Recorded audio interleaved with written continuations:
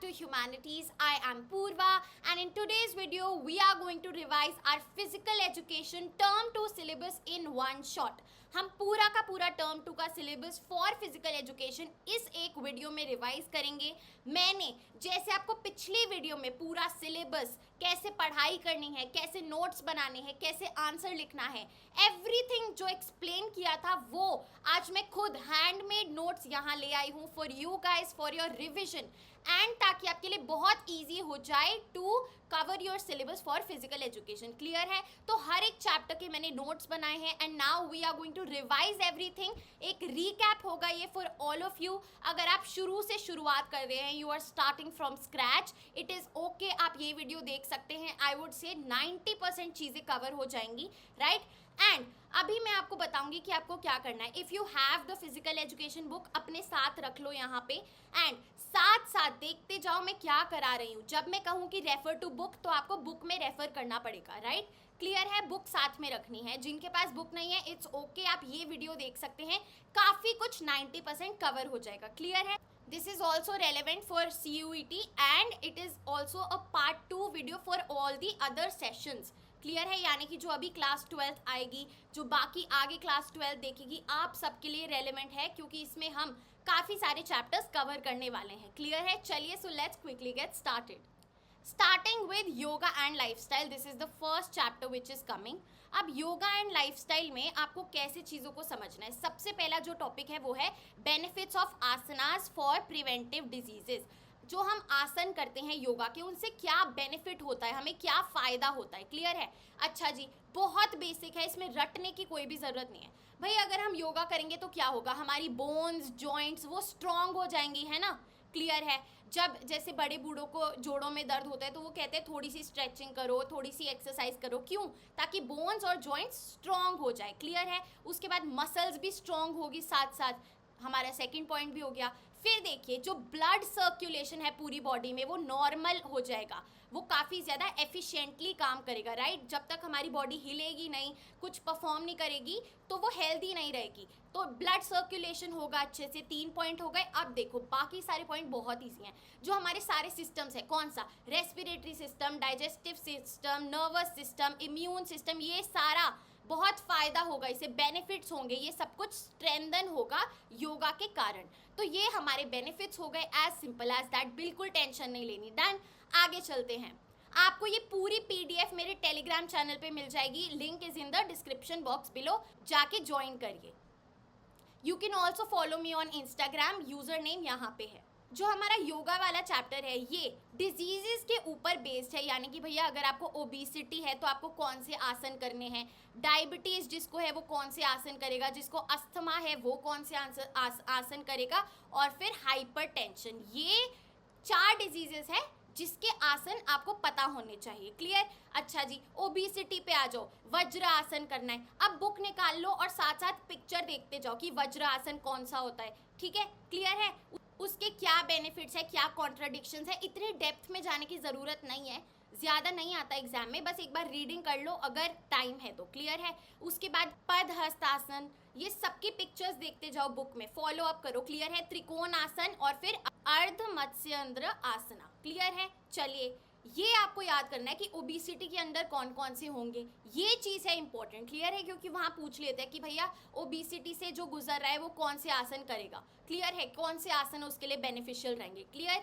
Diabetes में भुजंग आसन, ठीक है, आपका पश्चिमोत्तासन, पवन मुक्तासन, यहाँ पे सेम, यहाँ पे ये है अर्ध मत्स्येंद्र आसन। क्लियर है? अस्थमा में सुखासन, चक्रासन, गोमुखासन, पर्वतासन, मत्स्यासन, ये इन सब के आप पिक्चर देख लोगे ना, आपको याद हो जाएगा सब कुछ। क्लियर है? साथ ही साथ में भुजंग आसन वापस है इसमें, पश्चिमोत्तासन रिपीट हो रहे हैं। क्लियर? एंड में जो हाइपरटेंशन है उसमें हमारा ताड़ासन, वज्रासन, शवासन, सबसे बेस्ट आसन, सिर्फ सोना होता है इसमें, लेट जाओ। क्लियर है? पवन मुक्तासन, अर्धचक्रा, भुजंगासन, ये सब आपको पिक्चर देखनी पड़ेगी। पिक्चर देख लो, आपको ये ऐसे फ्लो चार्ट, ये बहुत रेलेवेंट है आपकी रिवीजन के लिए, बहुत एफिशिएंट है, क्योंकि आपको बस एक क्लैरिटी होनी चाहिए कौन सी चीज़ के अंदर कौन से आसन है। क्लियर? चलिए आगे चलते हैं। अब हम चलते हैं अपने नेक्स्ट चैप्टर पे, unit number 4, physical education and sports for children with special needs, दिव्यांग। क्लियर है? इसमें पहले डेफिनेशन, डिसेबिलिटी और डिसऑर्डर में क्या फर्क है? डिसेबिलिटी होती है इनएबिलिटी टू डू वर्क, और डिसऑर्डर जो होता है वो मेंटल होता है, जो हमारे ब्रेन से रिलेटेड है, न्यूरोलॉजिकल है, element that disturbs the health of an individual. Clear? चलिए अब टाइप्स ऑफ डिसेबिलिटी देखते हैं, किस तरीके की डिसेबिलिटी है। अब टाइप्स ऑफ डिसेबिलिटी, डिसेबिलिटी के अंदर हमारा सब कुछ आ जाता है, डिसऑर्डर भी आता है। क्लियर है? चलिए तीन तरीके की डिसेबिलिटी है। नंबर 1 कॉग्निटिव डिसेबिलिटी, यानी कि भैया न्यूरोलॉजिकल डिसऑर्डर। इनविजिबल डिसेबिलिटी, यानी कि जो हमारे दिमाग में है, क्लियर है, उससे या तो आपको मेमोरी डिसऑर्डर हो रहा है, चीज़ों को याद करने में प्रॉब्लम हो रही है, हाइपर एक्टिविटी हो रही है, एंग्शियसनेस हो रही है, आप अच्छे से काम नहीं रह पा रहे, जो मेंटल पीस है वो बिल्डअप नहीं हो पा रहा है। डिसलेक्सिया है, जो तारे ज़मीन पर में ईशान को होती है, यानी कि आप शब्दों को समझ नहीं पा रहे हैं, एनालाइज नहीं कर पा रहे हैं। जो आपकी रीडिंग, स्पीकिंग, कम्यूटिंग और राइटिंग वाली एबिलिटीज़ हैं वो अप टू द डेट नहीं है, उनमें थोड़ी सी प्रॉब्लम आ रही है। क्लियर है? तो ये हमारा कॉग्निटिव डिसेबिलिटी होगा। क्लियर है? इसके 3 टाइप्स हैं, इसके अंडर 3 टाइप्स है, memory disorder, hyper activity and dyslexia. Clear है? आगे चलते हैं, इंटेलेक्चुअल डिसेबिलिटी। इंटेलेक्ट कहाँ से आता है? थिंकिंग, जो हमारी थिंकिंग एबिलिटीज है, रीजनिंग, लॉजिकल स्किल्स है, वो रीजन, लर्निंग, अडेप्टिव बिहेवियर, इन सब में प्रॉब्लम है। यानी कि हमारी इंटेलेक्चुअल फर्निंग और जो day to day social behaviour है, प्रैक्टिकल स्किल्स है, उस सब में दिक्कत आ रही है, वो स्मूथ नहीं है। क्लियर है? सोशल डिसेबिलिटीज है, मे बी आप ज़्यादा लोगों से बात नहीं कर पाते, आप इमोशनल ब्रेकआउट होता है, नहीं पता चलता क्या हो रहा है, ठीक है, वो मैच्योरिटी नहीं है, तो ये इंटेलेक्चुअल डिसेबिलिटी के अंदर आएगा। क्लियर है?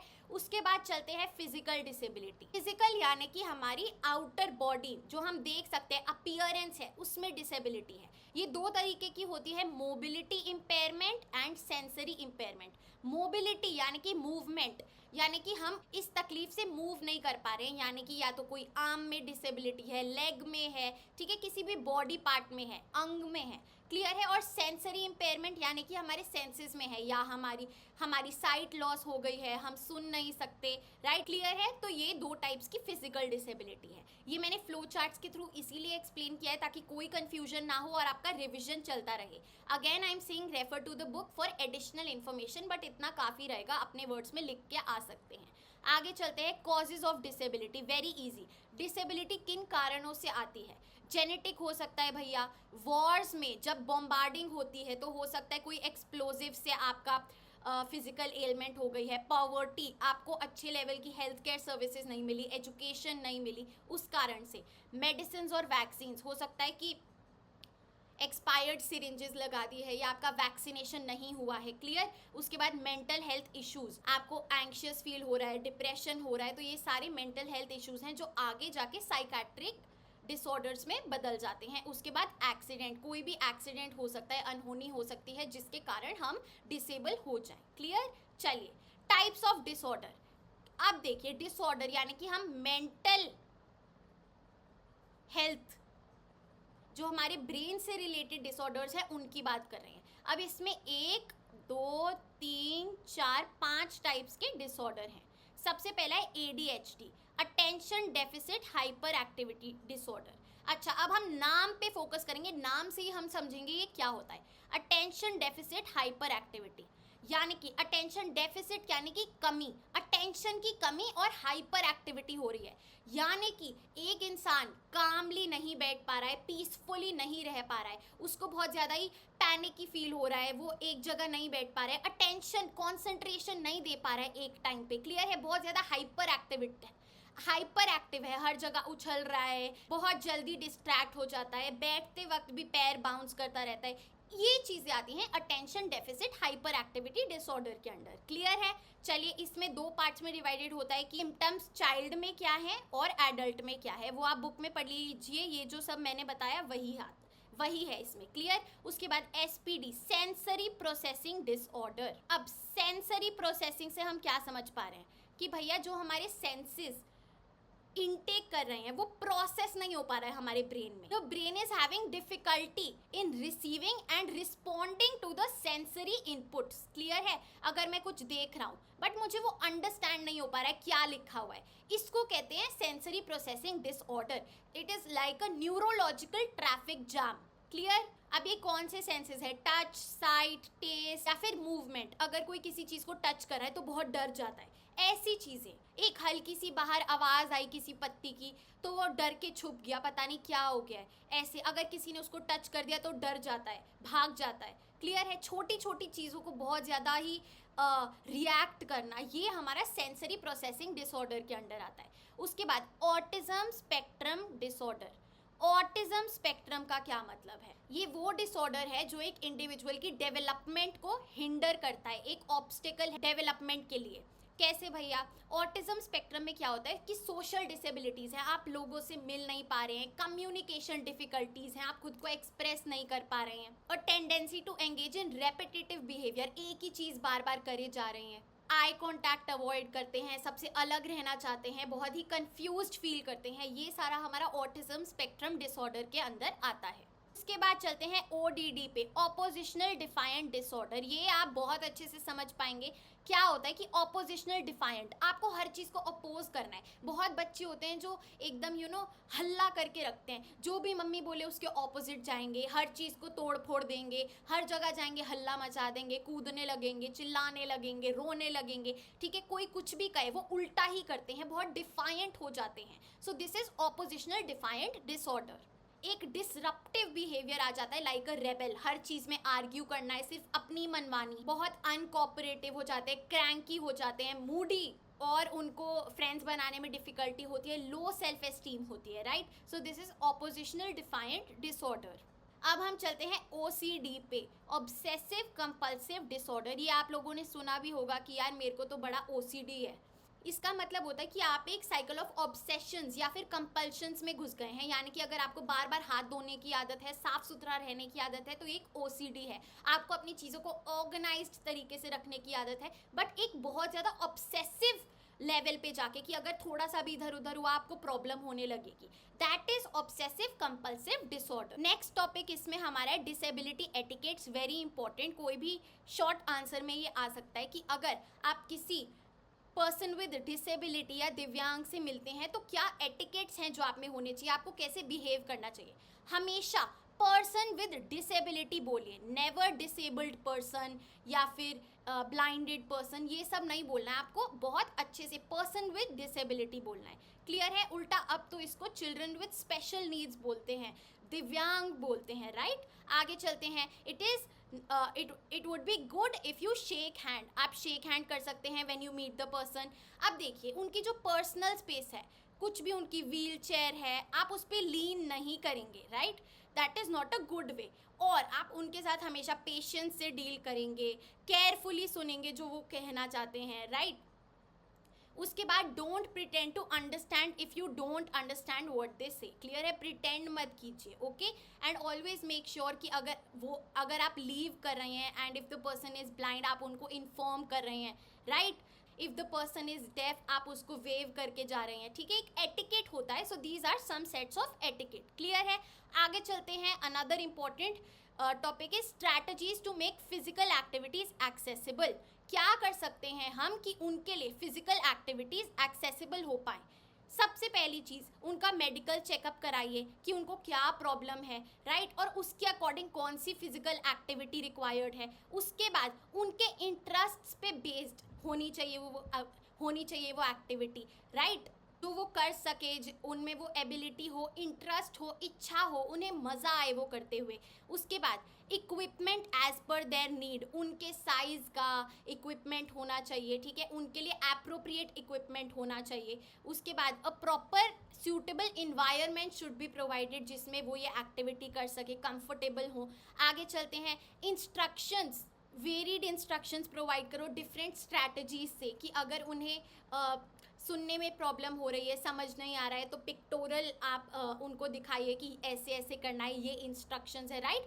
जो उनको इंटरप्रेट करने में ईजी हो. आगे चलते हैं, उनके लिए रूल्स मॉडिफाइड कर दिए जाएं. It should be a matter of enjoying rather than a competition. जैसा उनकी नीड्स को कंफर्टेबल हो वैसे रूल्स बनाए जाएं. ओके आगे चलते हैं, उनके प्रीवियस एक्सपीरियंसेस को ध्यान में रखा जाए कि अगर जब पहले उन्होंने किया था तो क्या प्रॉब्लम आई थी, was the person really enjoying the game. Clear है. So these are some of the strategies to make physical activities accessible. आगे चलते हैं यूनिट 8 पे, फिजियोलॉजी एंड स्पोर्ट्स.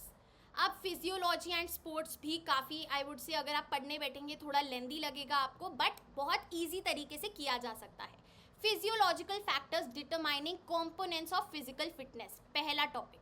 अब भैया ये कॉम्पोनेंट्स कौन से हैं? कॉम्पोनेंट्स हैं strength, speed, endurance and flexibility.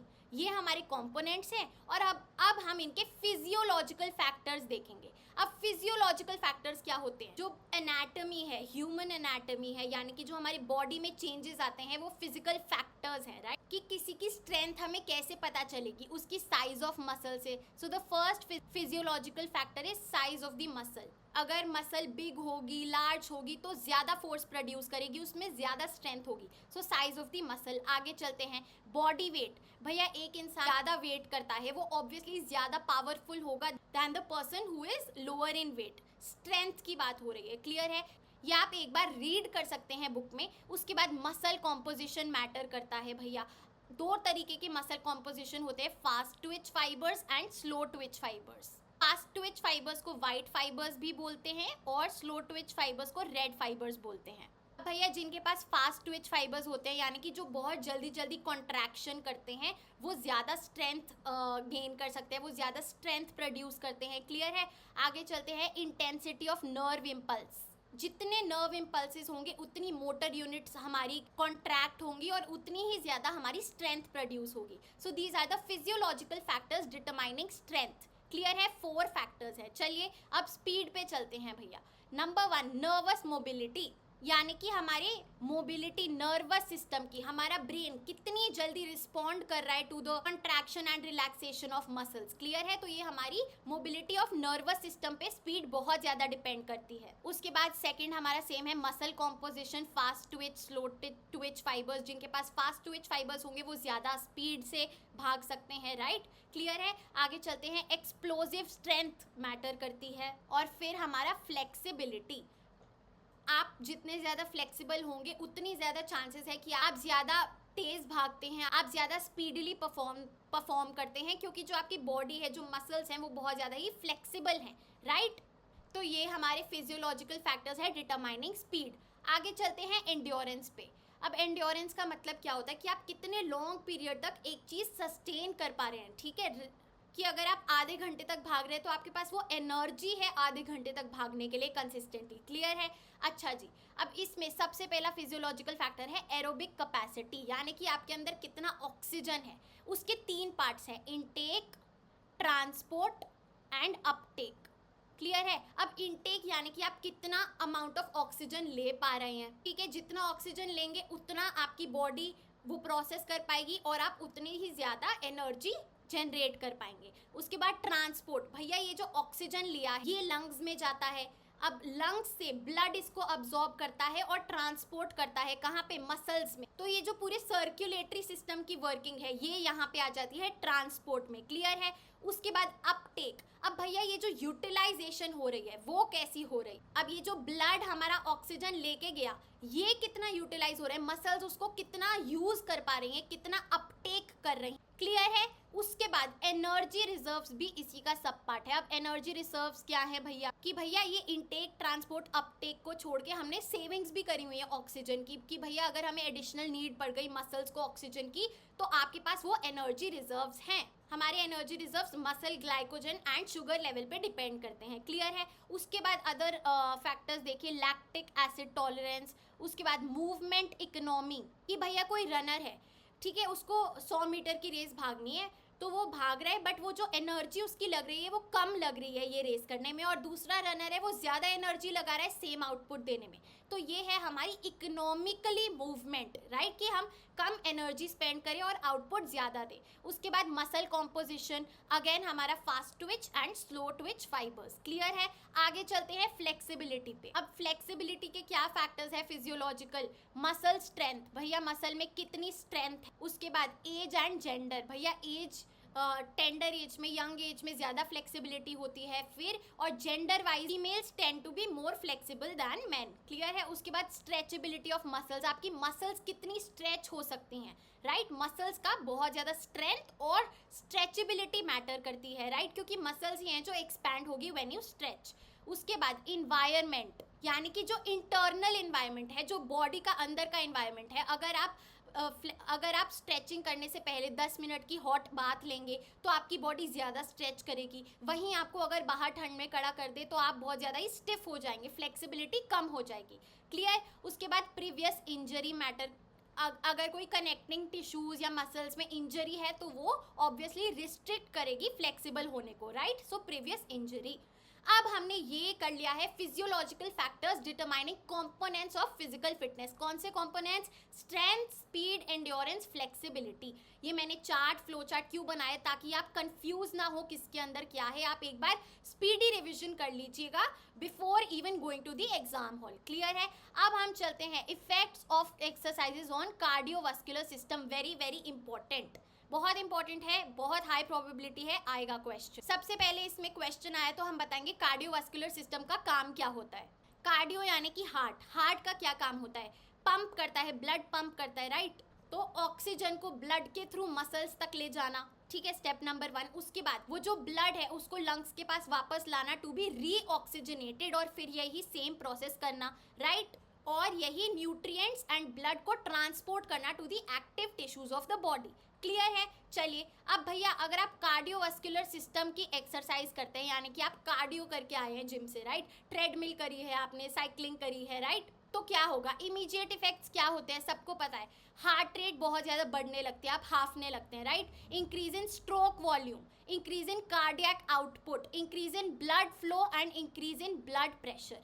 ये सारे हमारे इमीडिएट इफेक्ट्स हैं। लॉन्ग टर्म इफेक्ट्स क्या है भैया? लॉन्ग टर्म इफेक्ट्स फायदे होंगे obviously. Increase in size of the heart, heart बहुत ज़्यादा हेल्दी हो जाता है। इंक्रीज्ड ब्लड फ्लो, जो आपकी पूरी बॉडी में ब्लड फ्लो है, हार्ट ज़्यादा ब्लड पंप कर रहा है, अच्छा ब्लड फ्लो हो रहा है। उसके बाद इंक्रीज इन कार्डियक आउटपुट, उसके बाद increase in blood volume, blood की वॉल्यूम इंक्रीज हो जाती है, ज़्यादा ब्लड पंप हो रहा है, right? Decrease in blood pressure, जो बीपी फ्लक्चुएशन है वो खत्म हो जाता है, एकदम नॉर्मल बीपी आ जाता है। क्लियर है? आई बात समझ में? अगर ज़्यादा आपको इन डेप्थ एक्सप्लेनेशन चाहिए बुक को जाके रीड करिए। अब देखते हैं effects of exercises on muscular system. Muscles, जो हम वेट लिफ्टिंग वगैरह कर रहे हैं, क्या इफेक्ट्स हैं उसके? भैया change in shape and size of the muscle, obviously आपकी मसल, आपके डोले शोले निकलेंगे, है ना? टोन हो जाएगी आपकी बॉडी, कट्स आएंगे, right? Muscles remain in tone position. उसके बाद जो एक्स्ट्रा फैट है वो लूज हो जाएगा, सो कंट्रोल्स एक्स्ट्रा फैट। उसके बाद डिलेज फटीग, आपको कम थकावट होने लगेगी, राइट? अगर आप एक्सरसाइज कंटिन्यूअसली कंसिस्टेंटली करते हैं तो जो आपको थकने की आदत है, आलस है, वो कम होने लगता है, राइट? उसके बाद non functioning fibres become active. वो जो जिम के बाद 1-2 दिन दर्द होता है वो क्यों होता है? क्योंकि जो अभी तक हिले नहीं थे हमारी मसल्स, जो अभी तक फंक्शन ही नहीं करी थी, वो एक्टिव हो जाती हैं। एंड फिर बॉडी पोस्चर रिमेन्स करेक्ट, हमारी बॉडी एक करेक्ट पोस्चर में आती है। So these are the effects of exercises on muscular system. Clear है? चलिए अब हम चलते हैं स्पोर्ट्स मेडिसिन पे। ये दोनों चैप्टर कंबाइन कर दिए गए हैं। अगर आपके पास लेटेस्ट एडिशन है तो ये दोनों चैप्टर एक ही चैप्टर में बदल दिए गए हैं, राइट? चलिए स्पोर्ट्स इंजरीज, कितने तरीके की स्पोर्ट्स इंजरीज होती है? 3 तरीके की होती है, राइट? सबसे पहला है सॉफ्ट टिश्यू इंजरीज, उसके बाद बोन इंजरीज और उसके बाद जॉइंट इंजरीज।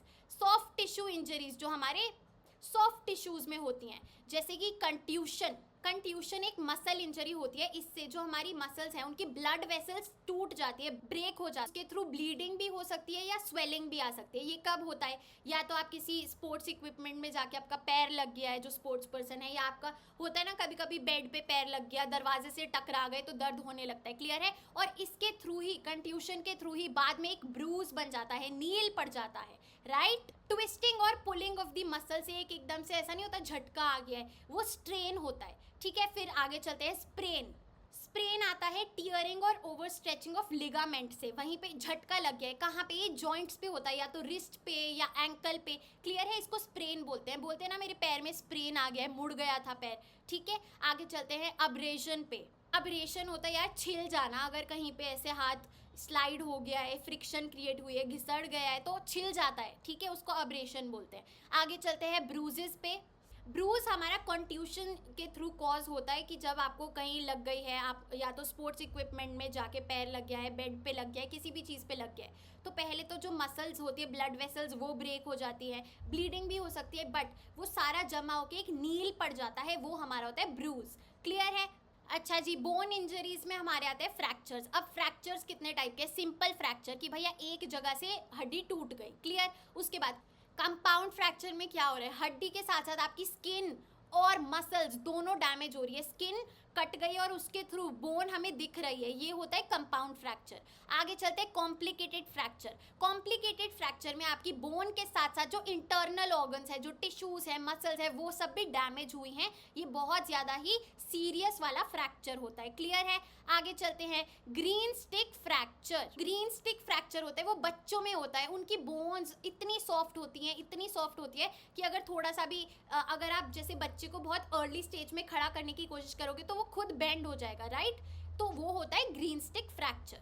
आगे चलते हैं कम्युनिटेड फ्रैक्चर। जब हड्डी के तीन या फिर तीन से ज्यादा पीसेस हो जाते हैं तो वो कम्युनिटेड फ्रैक्चर कहलाता है। उसके बाद इम्पैक्टेड फ्रैक्चर। अब एक बोन में फ्रैक्चर हुआ, जो उसका एंड है वो दूसरी बोन में जाके घुस रहा है, राइट, तो वो हमारा इम्पैक्टेड फ्रैक्चर कहलाएगा, क्लियर है, आई बात समझ में।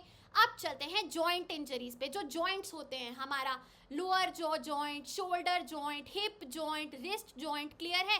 चलिए, तो इसमें क्या क्या हो सकता है, इसमें डिसलोकेशन होती है कि वो डिसलोकेट हो जाए, हिल जाए, अपनी जगह से हट जाए। सो क्या होता है, dislocation of lower jaw, clear है, किसी ने मुक्का मारा, आपका लोअर जॉ डिस्प्लेस हो गया। उसके बाद शोल्डर जॉइंट, क्लियर है, उसके बाद हिप जॉइंट और उसके बाद रिस्ट जॉइंट, क्लियर। चलिए, अब हम चलते हैं कॉजेज ऑफ स्पोर्ट्स इंजरीज की भैया ये स्पोर्ट्स इंजरीज होती क्यों हैं। सबसे पहली चीज़, इम्प्रॉपर वार्म अप, या तो जो प्लेयर है वो वार्म अप नहीं कर रहा है, ठीक है, उन्होंने ढंग से वार्म अप नहीं किया है, तो जो बॉडी की स्ट्रेचिंग है वो नहीं हो पाई, राइट। उसके बाद अनसाइंटिफिक वे ऑफ ट्रेनिंग, जो आपने ट्रेनिंग करी है वो बहुत ज़्यादा ही बुरा मेथड है, एक अच्छे मेथड से आपने ट्रेनिंग नहीं करी, जो साइंटिफिक वे है उससे नहीं करी। या फिर लैक ऑफ फिटनेस, आप वर्कआउट नहीं कर रहे हैं, आप रेगुलरली कंसिस्टेंटली नहीं खेल रहे हैं, सो लैक ऑफ फिटनेस के कारण। या फिर no use of protective equipment, भैया अगर आप क्रिकेट खेल रहे हैं तो आपने वो हेलमेट नहीं लगाया हुआ है तो ऑब्वियसली स्पोर्ट्स इंजरी तो होगी ही, राइट। उसके बाद केयरलेसनेस ड्यूरिंग गेम्स, आप केयरलेसली खेल रहे हैं, रूल्स को फॉलो नहीं कर रहे हैं। And then practice during fatigue, आप थके हुए हैं, आप तब भी प्रैक्टिस कर रहे हैं, तो ऑब्वियसली स्पोर्ट्स इंजरीज होने के बहुत ज़्यादा चांसेस हैं। अब हमने यहाँ पे कॉजेज पढ़े, हाँ, अब हम देखेंगे हम प्रिवेंट कैसे कर सकते हैं कि भैया ऐसा ना हो।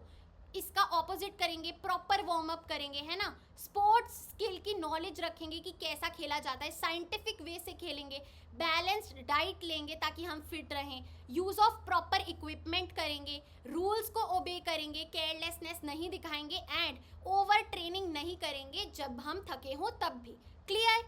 चलिए, अब हम चलते हैं फर्स्ट एड वाले टॉपिक पे। बहुत इंपॉर्टेंट टॉपिक है, 1 मार्कर में आएगा ही आएगा, कुछ ना कुछ तो आएगा, इसमें एम या ऑब्जेक्टिव आ सकता है। फर्स्ट एड क्या होती है, वो जो फर्स्ट हेल्प है which is given to the wounded और accidental victim before arrival of the doctor, कि भैया जब तक प्रोफेशनल हेल्प आ रही है उससे पहले हम कुछ जुगाड़ू काम कर सके to save the person's life. Aim क्या है, to save the precious life of the victim, clear है। ऑब्जेक्टिव्स क्या है, to preserve life, to alleviate pain and suffering, जो उनको दर्द हो रहा है उसको कम कर सके, प्रिवेंट कंडीशन फ्रॉम वर्सनिंग, और हालत बिगड़े उससे बचा सकें, एंड टू प्रमोट रिकवरी। अगर आप देखते हैं कोई एक्सीडेंट हुआ है, कोई ब्लीडिंग हो रही है, तो वहाँ पे कपड़ा रख देते हैं मीनवाइल द एम्बुलेंस अराइव्स, ताकि ब्लीडिंग बहुत ज़्यादा ना हो, ब्लड फ्लो है जो बहुत ज़्यादा लूज ना हो, क्लियर है, इसीलिए।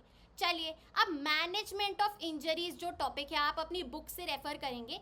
देखिए, इसमें मतलब इन डेप्थ ज़्यादा नहीं जाना है, ये सारी इंजरीज जो यहाँ पे हमने पढ़ी है स्पोर्ट्स इंजरीज, इन सबको कैसे ठीक किया जाए ये बताया गया है। इसमें 2 सबसे इंपॉर्टेंट चीज़ है जो कि है स्प्रेन और स्ट्रेन में प्राइस एंड माइस, ये 2 तरीके हैं। स्प्रेन को 2 तरीकों से ठीक किया जा सकता है, प्राइस एंड माइस। प्राइस में आता है प्रोटेक्शन, यानी कि भैया पहले उस एरिया को कवर कर लीजिए, प्रोटेक्ट कर लीजिए, उसके बाद रेस्ट कीजिए, क्लियर है, उसके बाद आइस लगाइए, उसके बाद कंप्रेशन कीजिए, या तो हॉट कंप्रेस कीजिए या कोल्ड कंप्रेस कीजिए, और उसके बाद एलिवेशन, जहाँ पे चोट लगी है उस हिस्से को ऐसे थोड़ा तकिए पे लगा के उठा दीजिए ताकि स्वेलिंग रिड्यूस हो जाए, दिस इज प्राइस। एंड उसके बाद माइस, मोबिलाइजेशन, यानी कि उस जगह को थोड़ा हिलाइए, मूवमेंट करिए, आइस लगाइए, कंप्रेस करिए एंड देन एलिवेट करिए, क्लियर है। और स्ट्रेन के अंडर हमारा सिर्फ प्राइस होता है, क्लियर। ये वाला टॉपिक आपको थोड़ा सा खुद रेफर करना पड़ेगा क्योंकि लेंदी है, बट उतना भी इंपॉर्टेंट नहीं है, लेकिन आपको पता होना चाहिए। बेसिक चीज़ है इसमें कि भैया अगर कॉन्ट्यूशन होता है आप क्या करेंगे, पहले उस एरिया को क्लीन करेंगे, राइट, फिर आप उसको मतलब एंटीबैक्टीरियल एक सोल्यूशन से, डिटॉल से क्लीन करेंगे, राइट, फिर उधर पट्टी कर देंगे, ये सब बताना है उसमें। तो 3-4 कॉमन स्टेप्स है वो आप हर एक चीज़ में लिख सकते हैं, क्लियर। चलिए now moving on to unit 11 psychology and sports. Psychology यानी कि हम साइकोलॉजिकली ब्रेन वाइज कैसा सोच रहे हैं, हमारी जो पर्सनालिटी है, हमारा जो साइकी है वो क्या है, राइट। चलिए पर्सनालिटी क्या होती है, the sum total of the actual और potential behaviour patterns of the organism. आपको पता है कि यार मेरी बहन की पर्सनालिटी ऐसी है, अगर मैं उसे ये चीज़ बताऊंगी तो वो गुस्सा करेगी, ठीक है। तो पर्सनालिटी होती है सबकी एंड ये साइकोलॉजिकली हम डिटरमाइन कर सकते हैं, ठीक है। चलिए अब क्या डायमेंशंस है, there are 4 dimensions to a personality. Physical personality यानी कि आप कैसे दिखते हैं, आपकी आउटर अपीयरेंस, उसके बाद मेंटल डायमेंशन कि आप कैसा सोचते हैं, आपके ब्रेन थिंकिंग कैसे वर्क करती है, आपकी क्या आइडियोलॉजी है, उसके बाद सोशल डायमेंशन, आप लोगों से कैसे मिलते हैं, आप फ्रेंडली हैं, इंट्रोवर्ट हैं, आपको ज़्यादा लोगों के साथ रहना नहीं पसंद, आप हेल्पिंग है नेचर में या नहीं, एंड उसके बाद इमोशनल डायमेंशन, आप इमोशनली स्ट्रॉन्ग है, वीक है, एक्सप्रेसिव है, ठीक है, ये सब। तो ये हमारी 4 डायमेंशंस है ऑफ अ पर्सनालिटी, क्लियर। आगे चलते हैं, बहुत इंपॉर्टेंट चीज़ अब आ रही है, एक है कि साइकोलॉजिस्ट्स के अकॉर्डिंग कितनी टाइप्स की पर्सनालिटी होती है। उसके बाद ट्रेट एंड टाइप में हमारे पास 2 कैटेगरीज हैं, एक है विलियम हर्बर्ट शेल्डन की, और दूसरी है हमारी सीजे जंग की, Jung's classification and शेल्डन्स classification, clear. सबसे पहले हम देखेंगे साइकोलॉजिस्ट्स क्या कहते हैं। 4 पर्सनालिटीज बताई गई हैं, type A personality, type B personality, type C personality and type D personality. जो टाइप ए पर्सनालिटी के लोग होते हैं वो बहुत ज़्यादा कंपेटिटिव होते हैं, क्विक रिएक्शन देते हैं हर एक चीज़ को, सेल्फ क्रिटिकल होते हैं, बहुत ईजिली एक्साइटेड हो जाते हैं, बिल्कुल काम नहीं रह पाते, ओवर एक्साइटेड रहते हैं, बहुत ज़्यादा एकदम ऑन द गो रहते हैं, कोई कुछ कह दे तो ऑफेंड हो जाते हैं, हर चीज़ में सुपर कंपेटिटिव होते हैं, बहुत ही ज़्यादा आई वुड से मोटिवेटेड होते हैं, और उनको बहुत ज़्यादा सेंस ऑफ अर्जेंसी होती है हर चीज़ को, ठीक है। और ऐसे लोगों में क्या बीमारी हो सकती है, हाइपरटेंशन हो सकती है, हार्ट एलिमेंट्स इजीली हो सकते हैं, ठीक है। आगे चलते हैं, type B personality, non competitive होते हैं, इजी गोइंग होते हैं, काम होते हैं, सेटिस्फाइड होते हैं, एकदम जितना एक्सप्रेसिव होना चाहिए उतने होते हैं। These are the ones who are the successful people in life, clear है। आगे चलते हैं, टाइप सी पर्सनालिटी, ये बहुत ज़्यादा प्लीजिंग होते हैं, इन्हें बहुत मैटर करता है कि लोग हमारे बारे में क्या सोच रहे हैं, लेथार्जिक होते हैं, नेगेटिव होते हैं, बहुत ज़्यादा डीमोटिवेटेड होते हैं, होपलेस होते हैं, एक्सप्रेसिव बिल्कुल नहीं होते, तो इनको बहुत ज़्यादा रिस्क होती है कैंसर की। आगे टाइप डी पर्सनालिटी, ये अपनी फीलिंग्स को सप्रेस करते हैं, इनको फियर ऑफ रिजेक्शन होता है, और यहाँ पे क्या हो सकता है, डिस्ट्रेस बहुत ज़्यादा इजीली कॉज हो सकता है, क्लियर। चलिए now the most important thing, Sheldon का तो भैया हर बार का है सीबीएसई का फेवरेट, क्लियर। चलिए अब जो विलियम हर्बर्ट शेल्डन ने क्लासिफिकेशन की है वो फिजिकल अपीयरेंस पे करी है, और जो सीजी जंग ने की है वो सोशल डायमेंशन पे करी है, राइट। हमने यहाँ पे पढ़ा ना फिजिकल और सोशल। तो ट्रेट एंड टाइप में विलियम हर्बर्ट शेल्डन्स क्लासिफिकेशन 3 टाइप से है भैया। एंडोमॉर्फ, सबसे पहले एंडोमॉर्फ, ये एक आप पिक्चर देखना आपकी बुक में लगी हुई है। Endomorph are the people who are short, जो शॉर्ट होते हैं उनका body structure, short arms and legs, rounded physique होता है उनका, और बहुत ज़्यादा प्रोन है वो ओबिसिटी को, वो बहुत ज़्यादा इजीली मोटे हो जाते हैं, राइट। एंड उनको वेट कम करना भी एक बहुत बड़ा चैलेंज होता है, ठीक है। उसके बाद आते हैं मीजोमॉर्फ एकदम परफेक्ट मस्कुलर बॉडी के होते हैं, एथलेटिक फिजिक होता है, जैसे हमारा मेसी है, रोनाल्डो है, क्लियर है। उनके चेस्ट और शोल्डर बहुत ज़्यादा ब्रॉड होते हैं, क्लियर। चलिए, जो एंडोमॉर्फ होते हैं वो वेट लिफ्टिंग, पावर लिफ्टिंग, ये वाली एक्टिविटीज़ परफॉर्म करते हैं। एंड जो मीजोमॉर्फ होते हैं वो बहुत ज़्यादा ही हर एक फील्ड में स्पोर्ट्स की बहुत अच्छे होते हैं, and they are the top sports person in every field, clear. फिर चलते हैं एक्टोमॉर्फ पे। ये बहुत ज़्यादा लंबे होते हैं, बहुत ज़्यादा एलोंगेटेड स्ट्रक्चर होता है इनका। They are slim persons with elongated muscles, flat chest, and they have difficulty in gaining weight. Weight gain में उन्हें बहुत डिफ़िकल्टी होती है। ये आपका जिम्नास्टिक्स वगैरह में बहुत अच्छे माने जा सकते हैं, क्लियर है, क्योंकि फ्लेक्सिबिलिटी होगी, राइट। जो पतला है, जिसकी मसल्स बहुत ज़्यादा लॉन्ग हैं, वो बहुत फ्लेक्सिबल होगी, क्लियर है।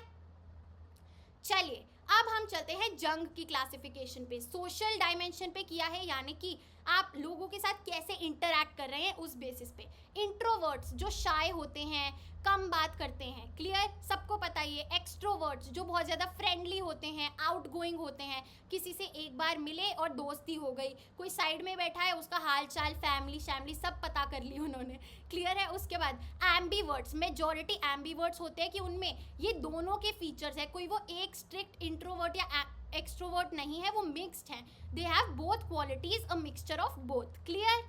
चलिए, सबसे पहली चीज़ है ओपन। ओपननेस है, आप नई चीज़ों को सीखना चाहते हैं, ग्रोथ करना चाहते हैं, right. New concepts, new experiences, new friendships, everything. उसके बाद स्टेबल है, एक स्टेबिलिटी है। किस चीज़ की स्टेबिलिटी? इमोशंस की stability. You know how to control your emotions, कहाँ पे गुस्सा करना है, कहाँ पे काम रहना है, किसी से इंसाइट नहीं होना, ये सारी चीज़ें, क्लियर है।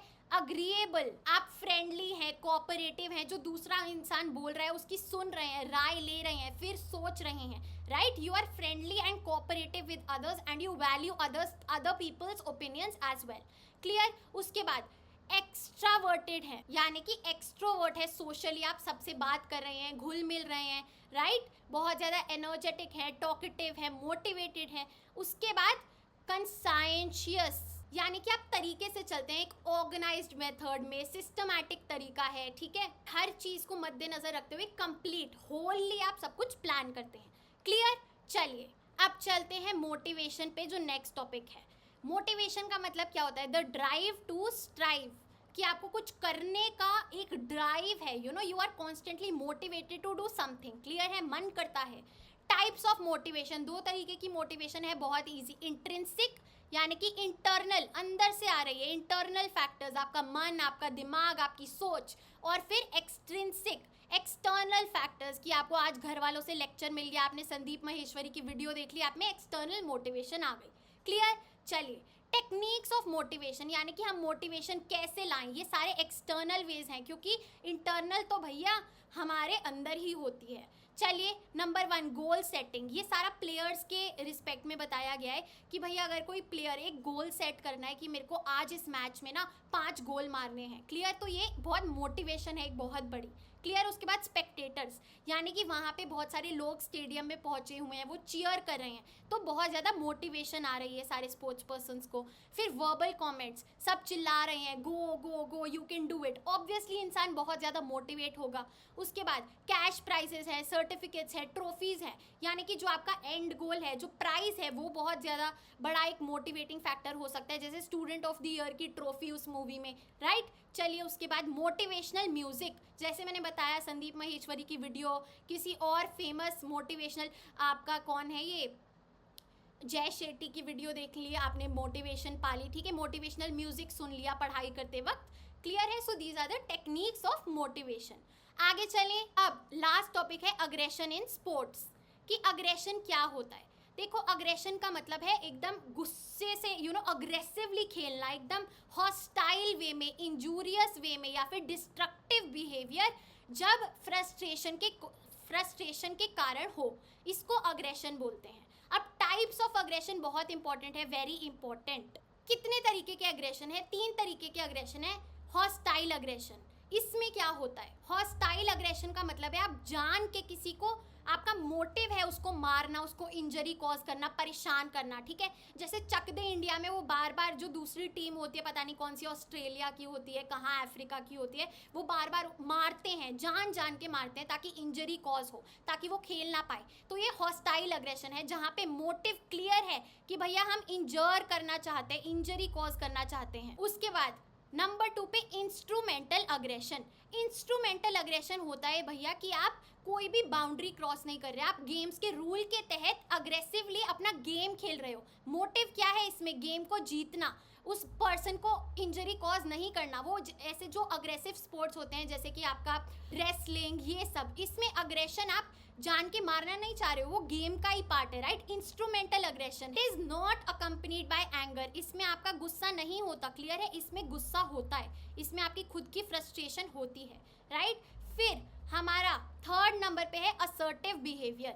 असर्टिव अग्रेशन या फिर असर्टिव बिहेवियर का मतलब है कि आपका गोल है कि आप उस बंदे को ना इंसाइट कर दो, उसको आप छेड़ दो ताकि वो बहुत अग्रेसिव हो जाए और वो अपना ही नुकसान कर बैठे। फॉर एग्जाम्पल क्रिकेट में कोई प्लेयर जाके उसके कान में कुछ गाली दे रहा है या कुछ बोल रहा है ऐसा जिससे उसे गुस्सा आ जाए, तो ये भैया फाउल तो है नहीं, ये उसने कुछ उसको मारा वारा तो है नहीं, उसकी इंटेंशन ऐसे उसको फिजिकली गुस्से में हार्म कॉज करना तो है नहीं, बस वो अपने गेम के कारण, गेम के रूल्स के तहत ही उसको गुस्सा दिला रहा है, उसको प्रवोक कर रहा है ताकि वो हार जाए, क्लियर है। So to establish dominance over the other player, और गोल ओरिएंटेड है, अपना गेम ओरिएंटेड है, ठीक है। अब हम आते हैं अपने लास्ट चैप्टर पे, which is training in sports. भैया बहुत इंपॉर्टेंट चैप्टर है, मैंने एक ही पेज में सम अप कर दिया है आपके रिवीजन के लिए। अगर मैं ये कहूँगी आपने बाकी कुछ रीडिंग नहीं करी, ट्रेनिंग इन स्पोर्ट्स आप रीडिंग करके जाएंगे क्योंकि इंपॉर्टेंट है, बहुत कुछ है इसमें, राइट। क्लियर है। चलिए अब इसमें हमारे पास क्या टॉपिक्स है? Strength, endurance, speed, flexibility and and में कोऑर्डिनेटिव एबिलिटीज। चलिए अब पहले टाइप्स देखेंगे। टाइप्स ऑफ स्ट्रेंथ क्या है? Dynamic and static. Dynamic strength को आइसोटोनिक स्ट्रेंथ भी बोलते हैं एंड स्टैटिक स्ट्रेंथ को आइसोमेट्रिक स्ट्रेंथ। क्लियर है। अब भैया स्ट्रेंथ क्या होता है? Strength is the ability of the muscles to overcome resistance. कि भैया अगर आप वेट लिफ्टिंग कर पा रहे हैं, आप 40 किलो का एक वेट उठा पा रहे हैं, तो आपकी मसल्स में वो स्ट्रेंथ है कि वो जो रेजिस्टेंस है, वो जो भार है, उसको आप उठा पा रहे हैं, दैट इज स्ट्रेंथ। क्लियर है। दो तरीके की होती है, डायनामिक एंड स्टैटिक। डायनामिक का मतलब होता है कि मूवमेंट हो रही है, मूविंग स्ट्रेंथ है, और स्टैटिक का मतलब होता है एक ही जगह हमें दिख नहीं रही है। अब देखो स्टैटिक का मतलब है आप एक दीवार को पुश कर रहे हो, अब भैया रेजिस्टेंस तो कॉज हो रहा है और आप स्ट्रेंथ भी लगा रहे हो, तो ये है हमारी स्टैटिक स्ट्रेंथ। और डायनेमिक स्ट्रेंथ है आप वेट लिफ्टिंग कर रहे हो, हमें मूवमेंट दिख रही है। क्लियर है। चलिए डायनेमिक स्ट्रेंथ 3 तरीके की होती है, maximum, explosive and strength endurance. Maximum strength यानी कि आप एकदम मैक्सिमम वेट के अगेंस्ट स्ट्रेंथ दिखा रहे हो। ये किस में होगा? जो वेट लिफ्टिंग होती है, पावर लिफ्टिंग होती है, एक बहुत शॉर्ट टाइम पीरियड के लिए आपको एक मैक्सिमम वेट लिफ्ट करना है। क्लियर। उसके बाद एक्सप्लोसिव स्ट्रेंथ एक कॉम्बिनेशन होता है स्पीड और स्ट्रेंथ का, यानी कि आपको भागते भागते कुछ करना है, जैसे कि लॉन्ग जंप हो गई आपकी, shot put, hammer throw, javelin throw. Clear है। और उसके बाद आता है हमारा स्ट्रेंथ इंड्योरेंस, यानी कि इसमें स्ट्रेंथ और इंड्योरेंस दोनों का मिक्स है। यानी कि अगर आपको बहुत लंबे पीरियड तक कुछ करना है, मैराथन है, साइकिलिंग रेस है, स्विमिंग है, तो इसमें हमारा स्ट्रेंथ इंड्योरेंस काम आता है। क्लियर है। चलिए अब उसके बाद मेथड्स ऑफ इम्प्रूविंग स्ट्रेंथ पे चलते हैं। Number 1 isometric exercises. आइसोमेट्रिक यानी कि जो स्टैटिक एक्सरसाइजेस हैं, जो हमें दिखाई नहीं देती, यानी कि आप स्ट्रेचिंग कर रहे हैं, ठीक है, कोई इक्विपमेंट रिक्वायर्ड नहीं है, आप नॉर्मल प्लैंक्स कर रहे हैं, ये हमारी आइसोमेट्रिक एक्सरसाइजेस होती हैं। उसके बाद आइसोटोनिक एक्सरसाइजेस होती हैं जिसमें हमें क्लियर मूवमेंट दिख रही है कि भाई आप वेट लिफ्टिंग कर रहे हैं, ठीक है, आप जंपिंग कर रहे हैं, रनिंग कर रहे हैं, ठीक है, वो जो आपकी मेडिसिन बॉल है उस पे वर्कआउट कर रहे हैं। क्लियर है। और उसके बाद आता है आइसोकाइनेटिक एक्सरसाइजेस, यानी कि स्पेशली डिजाइन मशीन्स पे एक्सरसाइजेस कर रहे हैं जो इसी कारण के लिए बनी है।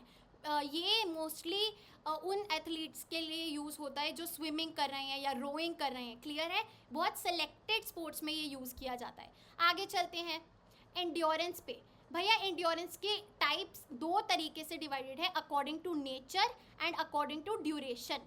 क्लियर है। नेचर नेचर के अंडर हमारा basic endurance, general endurance and specific endurance आता है। अब बेसिक इंड्योरेंस में हमारा आता है कि आप वॉकिंग कर रहे हैं, जॉगिंग कर रहे हैं, क्लियर है, ये यानी कि आप एक बहुत बेसिक लेवल पे कर रहे हैं बट फॉर लॉन्ग ड्यूरेशन कर रहे हैं, क्लियर। तो इसमें जो आपकी एरोबिक एंड्योरेंस है वो यहाँ काम आती है, क्लियर। उसके बाद जनरल एंड्योरेंस में, इसमें हमारा एरोबिक या फिर एनएरोबिक इन नेचर कुछ भी हो सकता है, ये भी थोड़ा लो और हाई इंटेंसिटी रहती है but as compare to the basic endurance कम उसका टाइम पीरियड होता है, जो ड्यूरेशन होती है वो शॉर्ट होती है कंपैरेटिवली।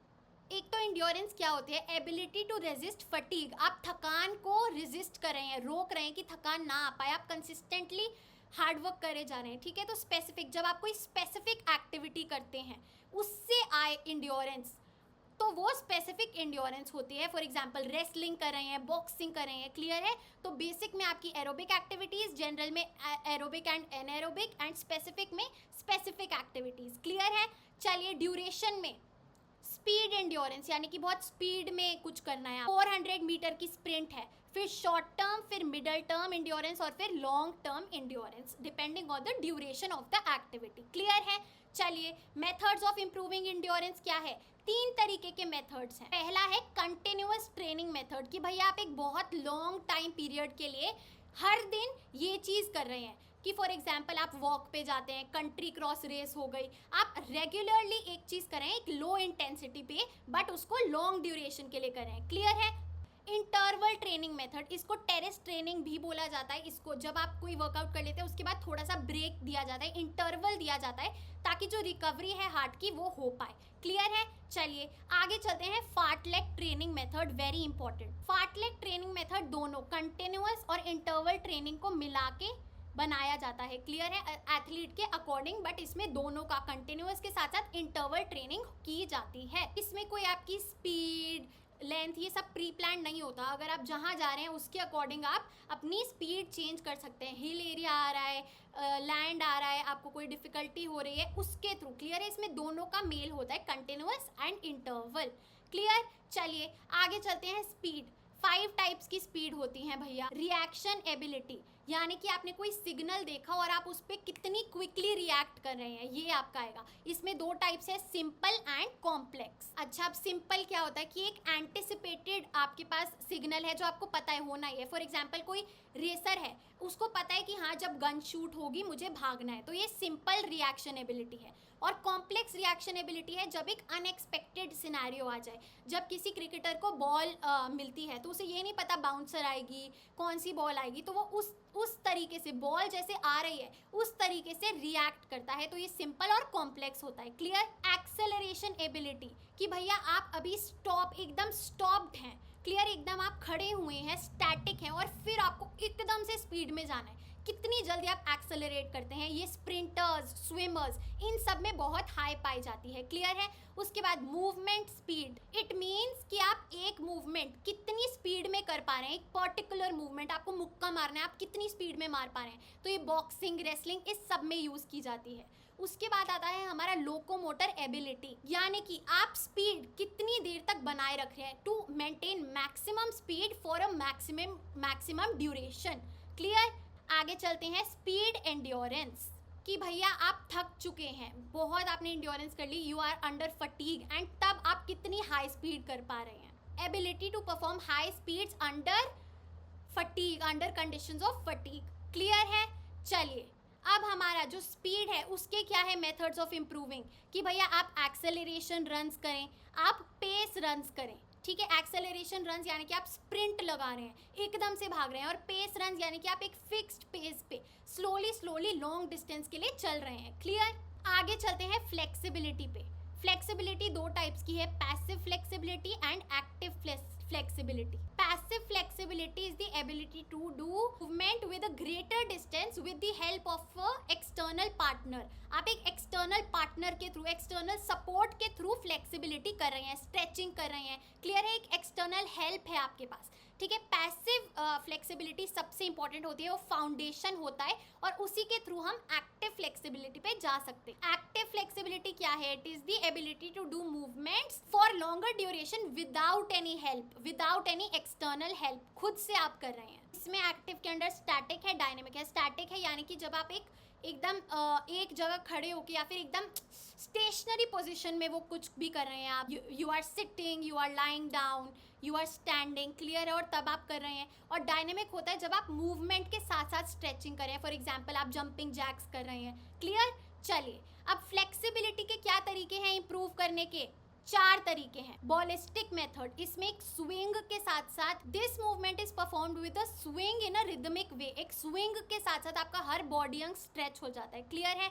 उसके बाद स्टैटिक स्ट्रेचिंग मेथड, यानी कि आप एक स्टेशनरी पोजीशन पे रह के स्ट्रेचिंग एक्सरसाइजेस कर रहे हैं। उसके बाद डायनामिक स्ट्रेचिंग मेथड, आप मूवमेंट के साथ साथ सपोज जंप कर रहे हैं, वॉक कर रहे हैं, तब स्ट्रेचिंग कर रहे हैं। And then the last one is proprioceptive neuromuscular आपका फैसिलिटेशन टेक्निक, क्लियर है। इसमें क्या होता है भैया, ये एकदम एडवांस्ड एथलीट्स करते हैं। इसमें स्ट्रेच से पहले मसल कॉन्ट्रैक्शन किया जाता है ताकि स्ट्रेच के दौरान मसल रिलीज होए एकदम मैक्सिमम वे में, क्लियर है।